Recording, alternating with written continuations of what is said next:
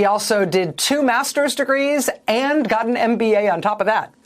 Rifle platoon leader, scout platoon leader, then company executive officer, battalion commander, and then brigade commander in the 82nd Airborne. He helped lead the initial invasion of Baghdad in March 2003. He rolled his mechanized division straight from the Kuwait border overland right into the center of Baghdad, won a Silver Star for his valor in that operation. Then to Afghanistan, where he led the 10th Mountain Division. Then he became Chief of Staff at CENTCOM. Then he was the top U.S. commander in the Iraq War, in the whole war. He was actually the one who wound down U.S. forces at the end of the Iraq War. He was then named Vice Chief of Staff of the United States Army.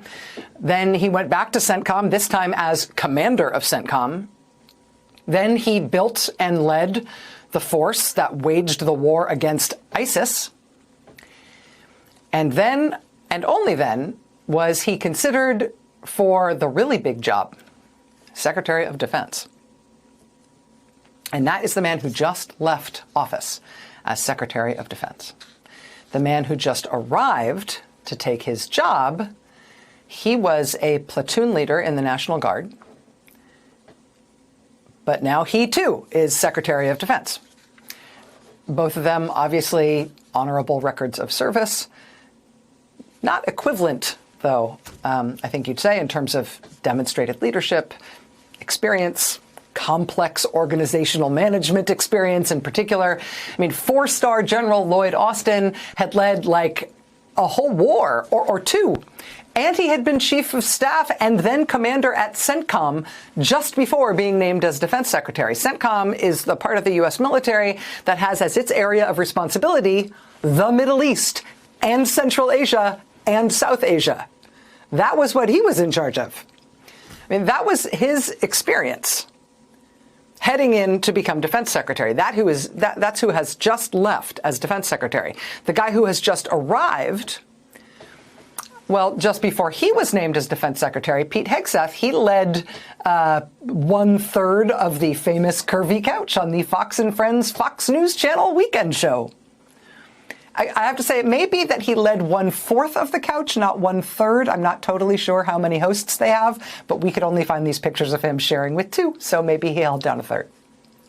That said, prior to his time at the Fox News Channel, Mr. Hegseth also ran into the ground 2 small right-wing veterans groups amid allegations, which he denies, of wild financial mismanagement, nepotism, sexual harassment, public drunkenness, and even drinking on the job. For one of those organizations, an independent forensic accountant found evidence of gross financial mismanagement while Pete Hegseth was administering that organization. And so then they made him Secretary of Defense. 2 guys, same job. And, you know, maybe he got the job based on merit and demonstrated capability. Or maybe it was some other factor. I don't know. Your call.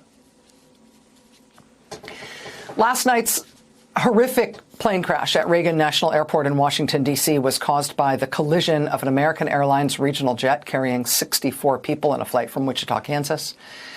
It collided with a U.S. Army Black Hawk helicopter that was carrying 3 crew members. And tragically, there appear to have been no survivors of the crash on either aircraft.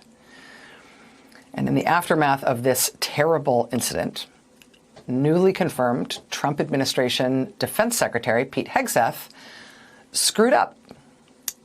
When a service member, any service member, is killed while in service, there is a strict policy at the Pentagon.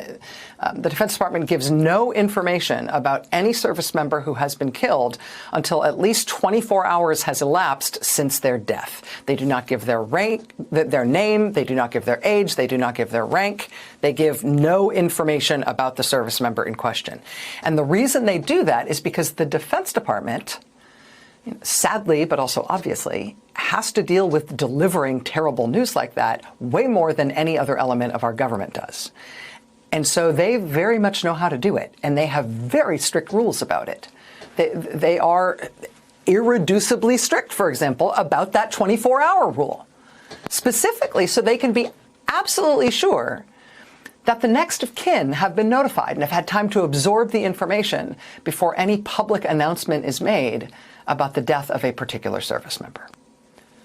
So that's the rule. Hard and fast. No names, no ages, no ranks, nothing for 24 hours. And that's not just for service members killed in combat. It's for any service member killed while in service, whether it's a health incident or an accident or a crime or a tragic plane crash, right? That's the rule. Nothing for 24 hours. And it's a rule for good reason, for reasons of bare human decency, but also just competence at dealing with something very difficult. Nevertheless, Pete Hegseth today just went to the White House and blurted out that it was a captain and a staff sergeant and a chief warrant officer who all died. He just blurted it out this morning.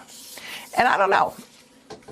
Maybe he is not cut out for this job. Maybe he was hired for some reason other than merit, experience, temperament, character. I don't know. Maybe there was something else about him. I don't know. But that is how it's going so far.